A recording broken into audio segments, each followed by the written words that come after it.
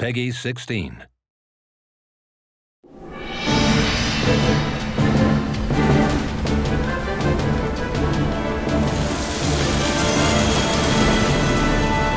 皆さんこんにちは、カプコンの辻本です。タイトルアップデート第2弾、こちらの方も配信されておりますが、皆さん楽しんでいただけているでしょうか。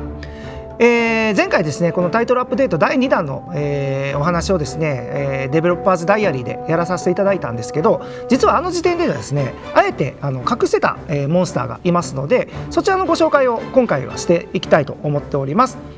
というわけで、今回もですね、この2人に来ていただいて、紹介したいと思います。まずははい、エグゼクティブディレクター、アートディレクターをしている藤岡要です。よろしくお願いします。はい、そしてはい、ディレクターの市原大輔です。よろしくお願いします。はい、というわけで今回もこの3人でお伝えします。よろしくお願いします。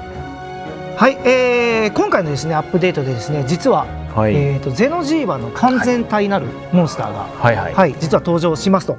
で前回はこれ詳しくというか隠せたんですけど、前回はジンオーガのアシュド中心にご紹介させていただきましたが、実はですね、今回の目玉的にはですねこのモンスターだったんですね。なのでちょっとどういうような、感じになっているかというのをこれから、ご紹介したいと思います。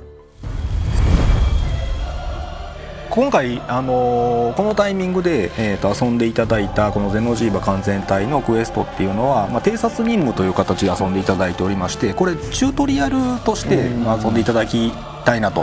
いうところで、実装させてもらったクエストになります。で実際のこのゼノジーバの完全体を、討伐できるようになる緊急任務に関しては12月の13日から配信を予定しておりますので、今しばらくちょっとチュートリアルで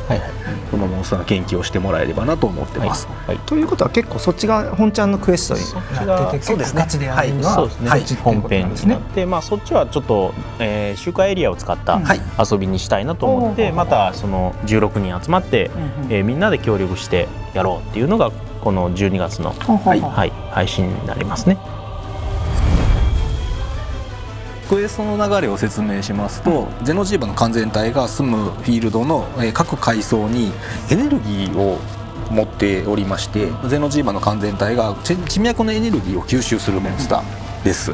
なのでこいつを攻撃していって、どんどん体力を減らしていくとフィールドのエネルギーを吸収して自分を回復する、またそれを攻撃することで地脈のエネルギーを吸収して回復するっていうのを繰り返して、そのフィールドのエネルギーが枯渇するとさらに下の階層に逃げていくので、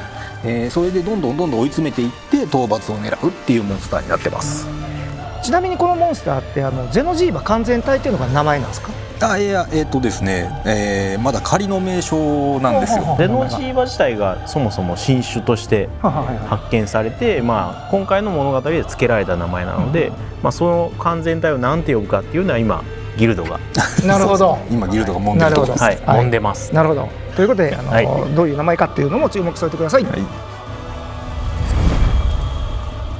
このクエストでもらえる報酬、こちらの皆さん気になると思いますので、そちらのご紹介したいと思います。今回のこのゼノジーバの完全体に関しては、討伐まで本配信の期間では行えます。で討伐を行うともちろん報酬が手に入るので、素材とかも剥ぎ取れますし、で、その剥ぎ取った素材の方からは防具とかお供の武具とかが生産できるようになりまして、で装備、まず防具の方なんですけど、防具の方結構デザインがね、そうですね、パッと見ると結構シルエット的にはこうシンプルなシルエットしてるんですけど、実は抜刀した時にシリーズスキルが発動すればっていう条件がつくんですけど、抜刀した時に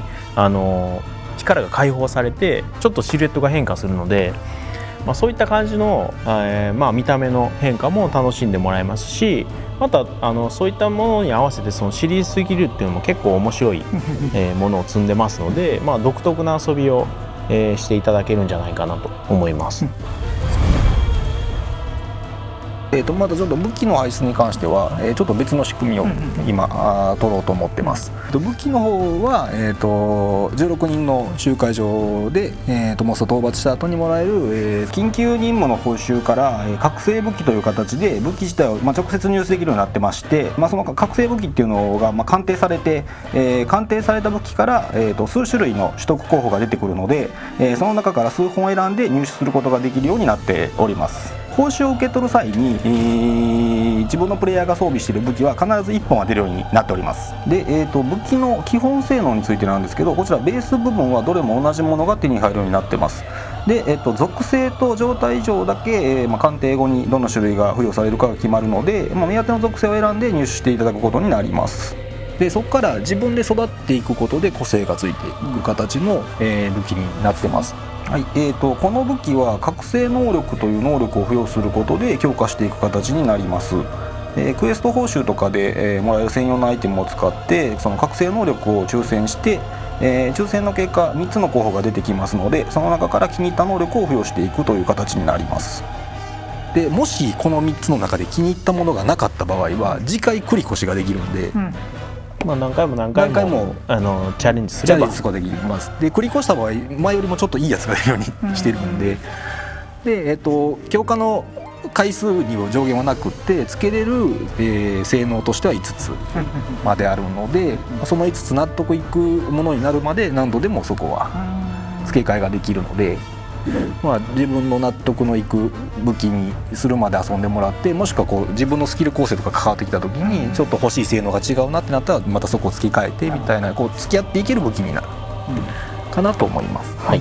はい、今日ご紹介しましたこのゼノジーバの完全体の討伐できるですね、緊急任務の、クエストですが、こちらの方はですね、12月の13日から配信を予定しておりまして、1月の5日までの配信となっておりますので、ぜひ皆さんチャレンジしてください。このクエストその後の再配信ももちろん考えておりますので、ここで、プレイし逃した方は、そちらの方でぜひやっていただけたらと思います。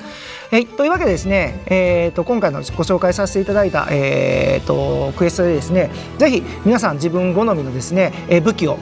作り上げていただけたらと思います。今回のデベロッパーズダイアリーは、以上となります。皆さんいかがだったでしょうか。